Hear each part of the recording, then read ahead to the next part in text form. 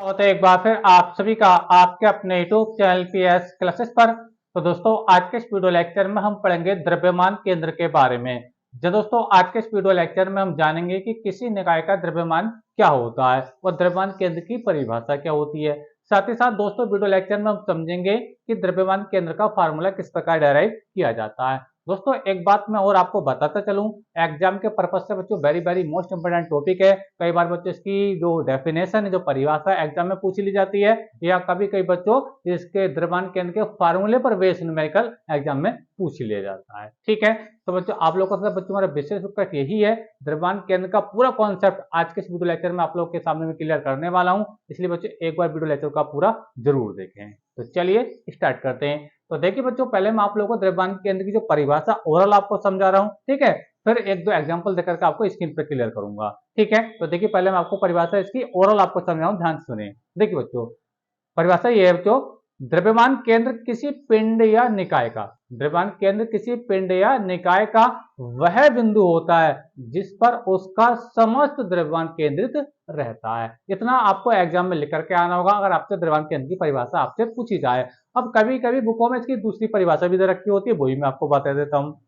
वो क्या होती है बच्चों, देखिए, द्रव्यमान किसी पिंड या निकाय का वह बिंदु होता है जो इस प्रकार व्यवहार करता है कि उस पर कार्य करने वाले, उस पिंड पर कार्य करने वाले समस्त बल उसी पर कार्यरत हों। क्या पर बताओ, ध्यान सुने।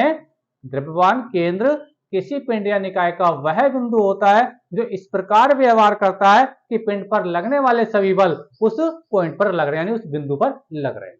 तो ये भी परिभाषा कई बार बच्चों कई सारी बुकों में दे रखी है। ठीक है, अच्छा अब देखिए मैं आपको क्लियर करता हूं, आपके दिमाग में बात आ रही होगी कि पिंड क्या होता है या निकाय क्या होता है, उसको समझाता हूं। देखिए बच्चों, निकाय होता है कणों का समूह, यानी कोई भी सिस्टम जिन कणों से मिलकर के बनता है उन कणों के ग्रुप को, यानी समूह को हम क्या बोलते हैं बच्चों, निकाय बोलते हैं। एग्जाम्पल लेकर आपको समझा रहा हूं। चलिए हम किसी फैमिली को कंसिडर करते हैं, और फैमिली बच्चों कब बनती है, उसके अंदर पेरेंट्स होते हैं और उनके बच्चे होते हैं। समझ में आ रहा है? तो फैमिली किससे मिलकर के बनती है, उसके मेंबर से मिलकर के बनती है।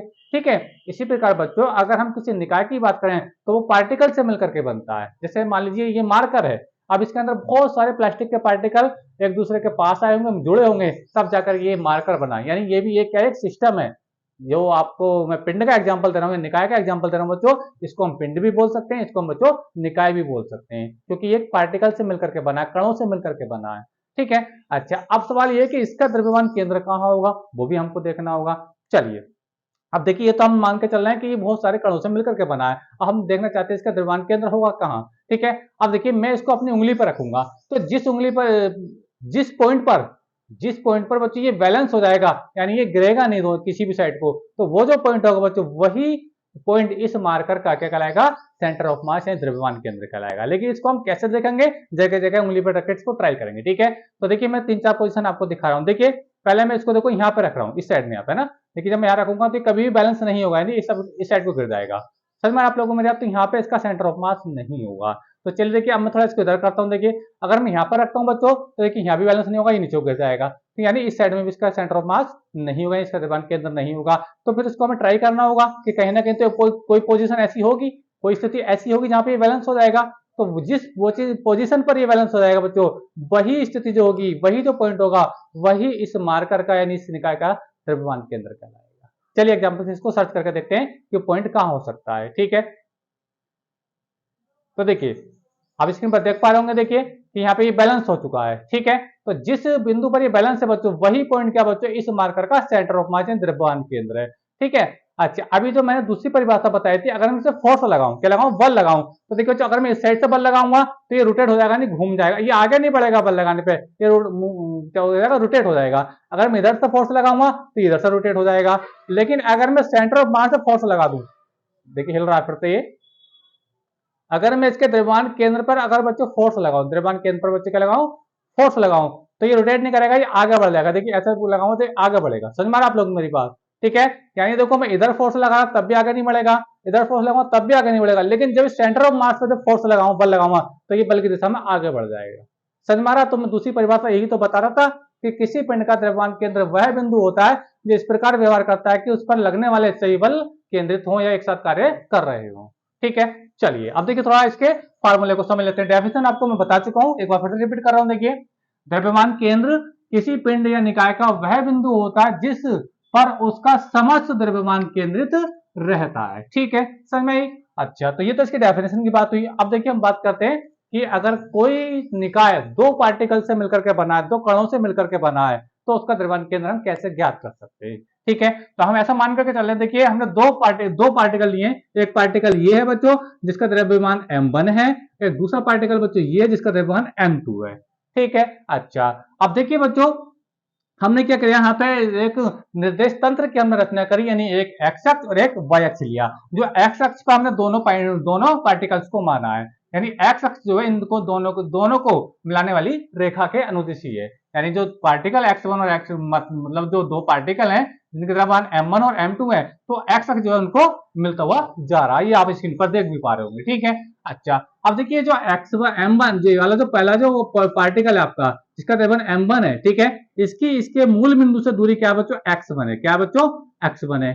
ठीक है, अच्छा, जो दूसरा पार्टिकल है बच्चों जिसका द्रव्यमान m2 है, इसकी जो मूल बिंदु यानी ओ से जो दूरी है वो क्या बच्चों, x2 है। समझ में आ रही है? अब ये जो सिस्टम है, ये जो m1 m2 का जो सिस्टम है जो दो पार्टिकल से मिलकर के बना है, ठीक है, हम ऐसा मान के चलें ये जो C इसका द्रव्यमान केंद्र है, C क्या बच्चों इसका सेंटर ऑफ मास है, और इस C की जो दूरी इसके मूल बिंदु से दूरी वो क्या, वो x है। अब देखिए हम कैसे इस स्थिति को निकालते हैं, x की वैल्यू को हम कैसे निकालते हैं, चलिए समझाते हैं। देखिए फार्मूला क्या लगाते हैं, फार्मूला था देखिए x इज इक्वल टू द्रव्यमान केंद्र का फार्मूला कैसे निकालना, ध्यान समझे। x बराबर होता है बच्चों, देखिए क्या होगा, देखिए पहला पार्टिकल है m1 इसका द्रव्यमान, और इसकी जो मूल बिंदु से दूरी क्या बच्चों, x1 है। तो लिखेंगे यहाँ पे m1 x1 प्लस, अब देखिए दूसरा पार्टिकल देखिए इसका द्रव्यमान कितना बच्चों, m2 है। कितना बच्चों, m2 है। ठीक है, और इसकी जो मूल बिंदु से दूरी है बच्चों क्या, वो x2 है। ठीक है, तो ये बच्चों x2 हो जाएगा मल्टीप्लाई में। ठीक है, समझ में आप लोगों को मेरी बात। अच्छा, और अपॉन में होता है बच्चों इन दोनों पार्टिकल्स का द्रव्यमान, यानी m1 प्लस m2। तो ये फार्मूला बच्चों क्या हुआ, द्रव्यमान केंद्र का फार्मूला हुआ जब कोई निकाय दो पार्टिकल से मिलकर के बना जिनके द्रव्यमान m1 और m2 है। ठीक है, अच्छा, अगर बच्चों मैं ये कहूं कि ये दोनों जो पार्टिकल है अगर इन दोनों के द्रव्यमान आपस में बराबर हो, यानी m1 बराबर m2 बराबर m हो, यानी मान लीजिए ये भी 10 किलो का है और ये भी 10 किलो का पार्टिकल है। ठीक है, समझ में आ रहा, दोनों द्रव्यमानों को, दोनों पार्टिकल्स के द्रव्यमान अगर बराबर हो तो मैं लिखता हूं देखिए यदि m1 बराबर m2 बराबर m मान लें, यानी कहने का मतलब यह है कि दोनों पार्टिकल्स को मैंने बराबर मास का मान लिया, बराबर वजन का माना है। ठीक है, तो क्या कंडीशन बनेगी, देखिए x इक्वल टू क्या आएगा बच्चों, आएगा x इक्वल टू हो जाएगा बच्चों, देखिए m1 को ही मैंने m माना है तो हो जाएगा ये m, और ये हो जाएगा बच्चों आपका x1, इसको ही मैंने m माना है तो ये हो जाएगा बच्चों m, और ये हो जाएगा बच्चों x2। ठीक है, अच्छा, अपॉन में देखिए, अपॉन में क्या m1 प्लस m2 होता है, तो देखिए m1 और m2 को मैंने m माना है तो m प्लस m बच्चे 2m हो जाएगा। कितना हो जाएगा बच्चे, ये 2m हो जाएगा। समझ में आ रहा आप लोगों को मेरी बात। ठीक है, अब देखिए ध्यान से देखो, यहाँ पे m बच्चों कॉमन आ सकता है, m यहाँ से बच्चों कॉमन आ सकता है, तो देखिए कॉमन आएगा तो क्या बनेगा फार्मूला, ये x इक्वल टू हो जाएगा बच्चों, देखिए m को मैंने कॉमन किया, यहाँ से बचेगा बच्चों मेरे पास x1 और यहाँ से बचेगा बच्चों x2 बचेगा। ठीक है, और अपॉन में क्या रहेगा बच्चों आपका, अपॉन में 2m। ठीक है, कितना हो जाएगा, ये 2m। ठीक है, अब देखिए m से m बच्चे यहाँ तो कैंसिल आउट हो जाएगा। ठीक है, तो आगे अगर बच्चों मैं दिखाना चाहूँ तो x बराबर हम लोगों को मिलेगा, मैं दिखा देता हूँ यहाँ पे, ये x बराबर आपको क्या मिलेगा, देखिए फार्मूला लिख रहा हूँ फाइनली, x1 प्लस x2, यानी x1 प्लस x2 बट्टे में क्या आएगा बच्चों, ये 2 आ जाएगा। कितना आ जाएगा बच्चों, 2 आ जाएगा। तो ये बच्चों द्रव्यमान केंद्र का फार्मूला आया। अब देखिए इस फार्मूले से हम लोग क्या पता चल रहा है, इस फार्मूले से बच्चों हमें ये पता चल रहा है कि अगर कोई निकाय यानी कोई पिंड दो कणों से मिलकर के बना है और उनके द्रव्यमान आपस में क्या बिल्कुल बराबर है, तो द्रव्यमान केंद्र जो होगा वो उनके बीचों बीच होगा, क्योंकि ये भी औसत है ना, पदों का योग बटे पदों की संख्या। समझ में आ रहा आप लोग मेरी बात, मान लीजिए 10 किलो का ये था, 10 किलो का ये था, समझ में आ रहा आप लोग मेरी बात। अब यहाँ से इसका मान लो ये दूरी कितनी है, 10 है, ये मान यहाँ से ओ से जो दूरी मान लेते 10 मीटर है, कितनी बच्चों, ये 10 मीटर।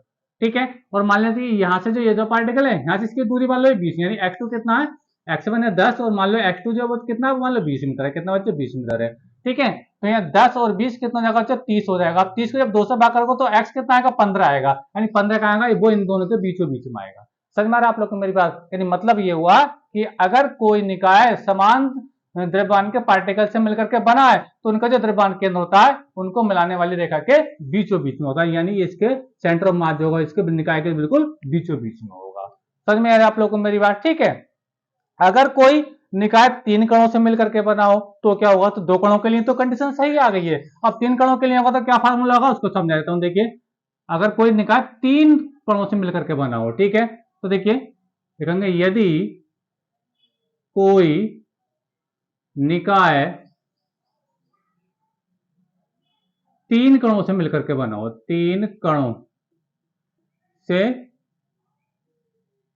मिलकर बना हो, तब क्या होगा? देखिए इस कंडीशन में ये हो जाएगा x बराबर, जैसे मैंने यहाँ पे x लिखा था वही कंडीशन में आपको दिखा रहा हूं, तो ये हो जाएगा देखिए बच्चों m1 x1 plus m2 x2 plus m3 और ये x3 हो जाएगा। ठीक है, और अपॉन में क्या रहता है? देखिए m1 प्लस m2 रहता है, यहाँ पार्टिकल 3 हो चुके हैं तो ये हो जाएगा m1 यानी पहले पार्टिकल का द्रव्यमान प्लस m2 यानी दूसरे पार्टिकल का द्रव्यमान प्लस m3 यानी तीसरे पार्टिकल का द्रव्यमान। तो कंडीशन बच्चों आप लोगों के सामने ये होगी।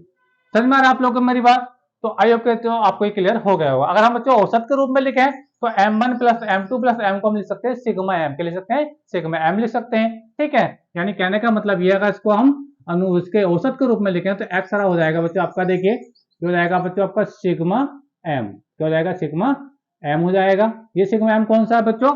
इन तीनों का औसत, इन तीनों का औसत। ठीक है, अगर ऐसे ही अनुपात के रूप में ऊपर लिखे तो ये हो जाएगा बच्चों सिग्मा m और ये बच्चे क्या हो जाएगा? ये x हो जाएगा। समझ में आ रहा है आप लोगों को मेरी बात? तो ये अनुपात के रूप में फार्मूला आ जाएगा, अनुपात के रूप में। ठीक है, तो दोनों ही बच्चों द्रव्यमान केंद्र के फार्मूले मैंने आपको बता दिए। ठीक है, ये 2 पार्टिकल्स के लिए है और ये 3 पार्टिकल्स के लिए है। तो आई होप बच्चों आपको अच्छे से क्लियर हुआ होगा कि द्रव्यमान केंद्र की परिभाषा क्या होती है, और 2 पार्टिकल्स के लिए द्रव्यमान केंद्र का फार्मूला ये होता है, 3 पार्टिकल के द्रव्यमान केंद्र का फार्मूला बच्चों ये होता है। तो आई होप बच्चों वीडियो अच्छा लगा होगा। वीडियो अच्छा लगा तो वीडियो को लाइक अपने दोस्तों में शेयर कर दीजिए, चैनल पर नए हैं तो चैनल को सब्सक्राइब कर लीजिए और कमेंट करके बताइए कि वीडियो लेकर कैसा लगा।